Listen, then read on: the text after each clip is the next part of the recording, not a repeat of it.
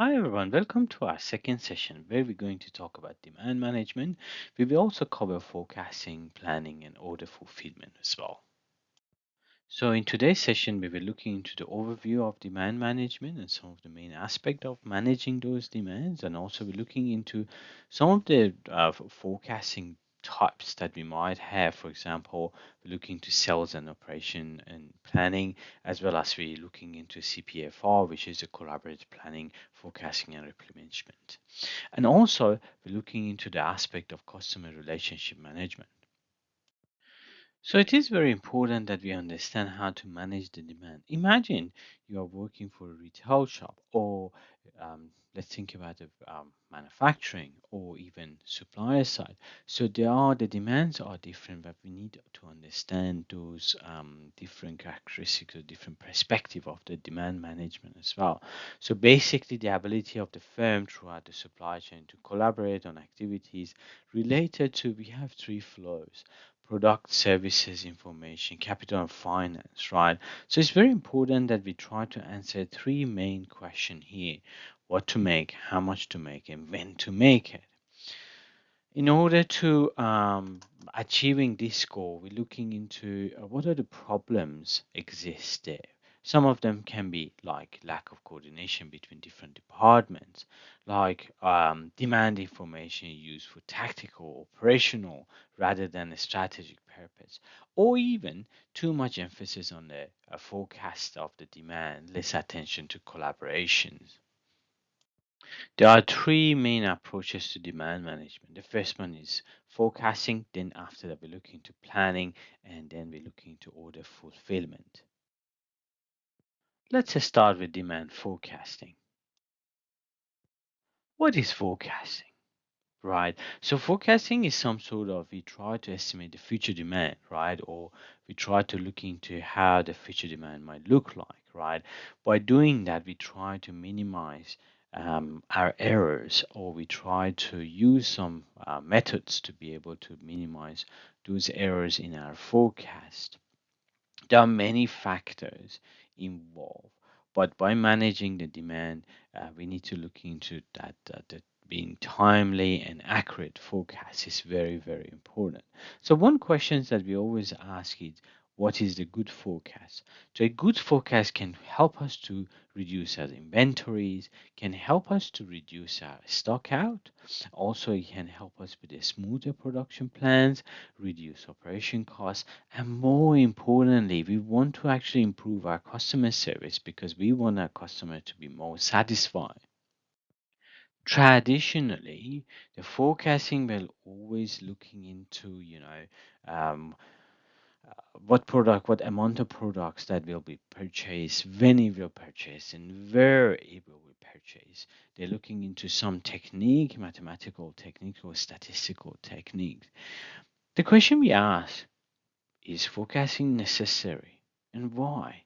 Yes, it is because it helps us to be more accurate. As I mentioned in the previous slide, it helps us to be, reducing all the stock out, lowering the inventory. So forecasting is really important for us.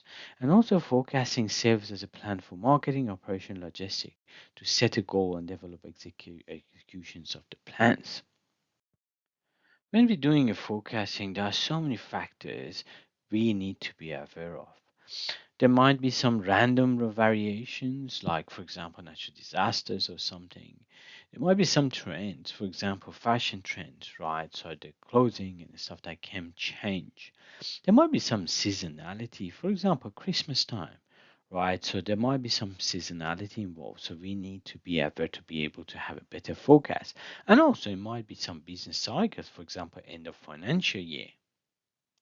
Of course, there are many methods exist. So one of them called qualitative forecasting. They're looking into the data are limited, unavailable, or not currently relevant. So they need to look into the staff skills, experience, and all those available ways that we can actually do the forecast. A good example here is imagine if you just open a new company, right? So you don't have any historical data. So you will rely on the qualitative method. The other one, of course, is a quantitative method when we look into historical data and we try to use some methods or formulas to be able to forecast the future. The best method is always a mixed method, a combination of quantitative and qualitative to be able to have accurate and better forecasting. But again, as I said, it depends if the data is available. One of the very important aspect of forecasting is that we avoid the stock out because the stock out costs us. So there are four possible events from best to worst about the stock out. Maybe the buyer says, okay, I'll be wait till the product is available. That's the best scenario we can even expect. The buyer might have go through the back ordering, or we might lose the buyer at that revenue or event for that revenue. And the case scenario is we might lose the customer forever, which it's really hard to calculate the future cost for that. That was a little bit of background of forecasting. Now we know a little bit more of forecasting. Let's move on to demand planning and see what that means.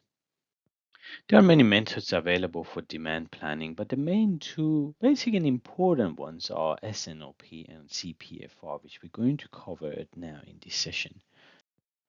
SNOP process is basically looking into five steps. In the first step, we try to gather all those data, sale forecast, forecasting, and everything.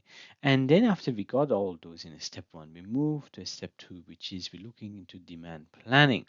When we know our demand and everything is sorted, we move to the step three, which is the supply planning. So we know the demand and we need to manage the supply. And when all these things happen in step four, there are lots of pre-meetings, arrangement, and many things need to be happen before we come to step five, which is we take everything to the executive meetings and present it, looking into conflict resolution, recommendations, agendas for exec management. And there are so many things where the executive team they make the decision, and this can be a cycle. It can be every month, it can be every, for example, trimester, it can be in every cycle. They might need to go through this. S&OP enables management to establish a desired level of a customer service or inventory levels and production plan that they are looking for, and also guides the organization towards managing their business proactively towards optimal performance. But there are challenges. For example, establishing a collaborative team. Right, so demand forecasting, sales, operations, and everyone get into one place. Or it can be, for example, sales might focus on understanding and focus on the customer service issues, like why actual sales have been higher, why lower, or whether the customer service objective have been achieved. Operations are thinking about, all right, we're looking into did actual output match our plan output, have inventory or backlog goals been consistently met, or from we can looking into other perspective. For example, if we go back to sales, we can see, okay, what will the future demand for particular product family look like, right? And what will be the demand for new products, right? What are the new products we require and when the old product will phase out? These are the questions that sales might ask. When we look into the operation perspective, for example, are we holding excess or absolute inventories? Do we need to push inventories? Or what changes do we need to make to our productions, including capacity and materials? What are the costs? There are so many questions that these different what perspectives can ask. CPFR basically is actually developed to reduce the supply chain cost through collaborations among what may be many partners in a single supply chain. There are basically four elements to it. First one is the strategy and planning. So this involves laying down a strategy for collaborative relationship. The second key element is demand and supply chain management. So this is the element which focus on sales and order forecasting and planning of order. Then we have executions when this phase looking into producing, stocking, dispatching, and all deliveries of the materials to the end customer. And of course, then we need to look into analysis. That this element actually comprise the management of exceptions in the fulfillment process along with the assessment of supply chain performance. CPFI is recognized as a breakthrough business model for planning, forecasting, and replenishment.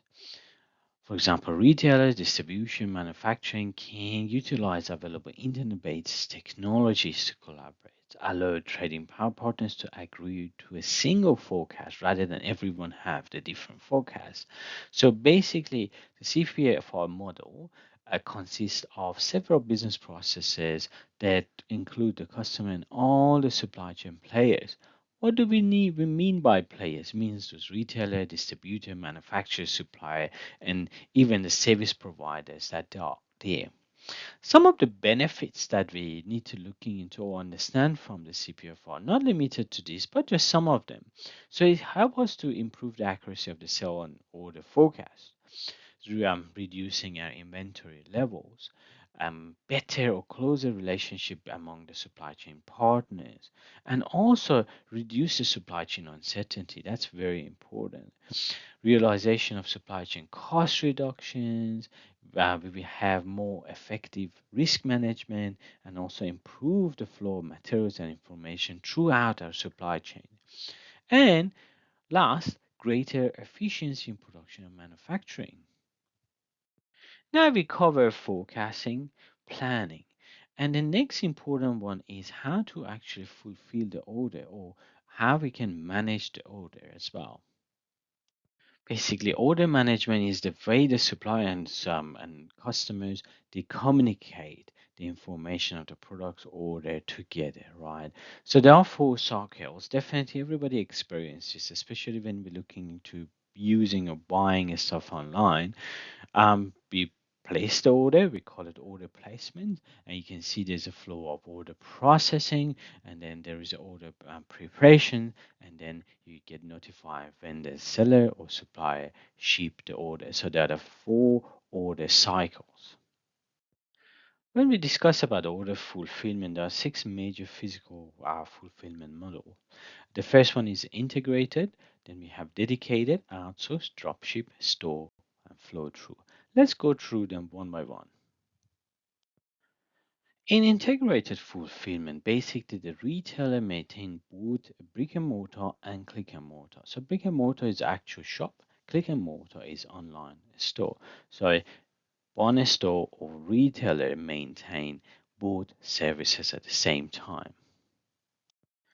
In dedicated fulfillment, what we do is both a store and can internet present with two separate distribution network, where one is dedicated for online ordering and the other one is dedicated for a brick and mortar actual shop ordering. So you can see in this fulfillment, we do have two separate fulfillment center.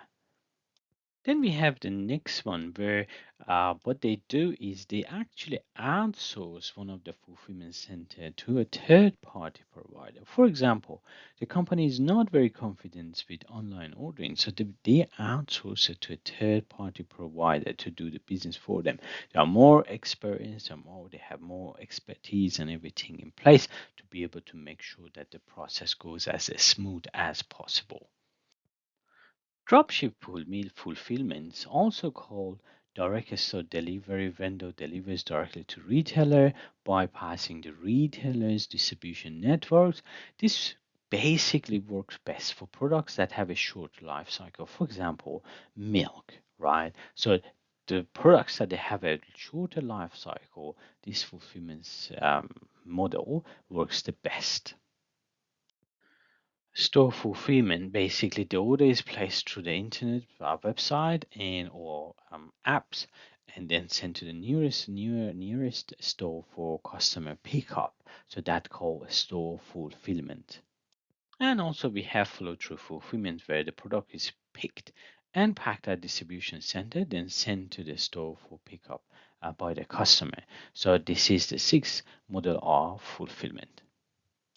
Of course, there are always order management system in place. It's not like somebody manually do everything. There's no phone calls anymore. So as we all experience it, you go online, use the app, and try to do your orders or shopping through those websites and through those available applications. So it's more efficient in terms of operational efficiency and customer satisfactions, and also we're looking into timely and accurate information in this ordering management system. One of the main aspects of demand management is we're looking into the customer relationship management and how we can um, manage our relationship with our customers. Well, with using the CRM, we're looking into how positioning our customers to improve our profitability of the organization. And also at the same time, we're looking into how we can improve our customer relationship base as well. It's not a new concept, it's been there for many years. And but it's not been used for business to business environment until lately.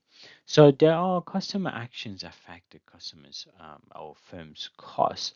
How customer order, how much customer order, what customer order, and when customer order. And when we're talking about the customer service and customer relationship management, there are always some measure in place. For example, orders received on time, orders received complete, not incomplete, order received undamaged, order fill and bill accurately as well. So these are some of the measures that are very important for our customer service. And that's it for this session. And I hope this session provide you with a little bit of background of demand management and how important that companies to manage the demand to be able to be very successful in their business. Thank you and all the best.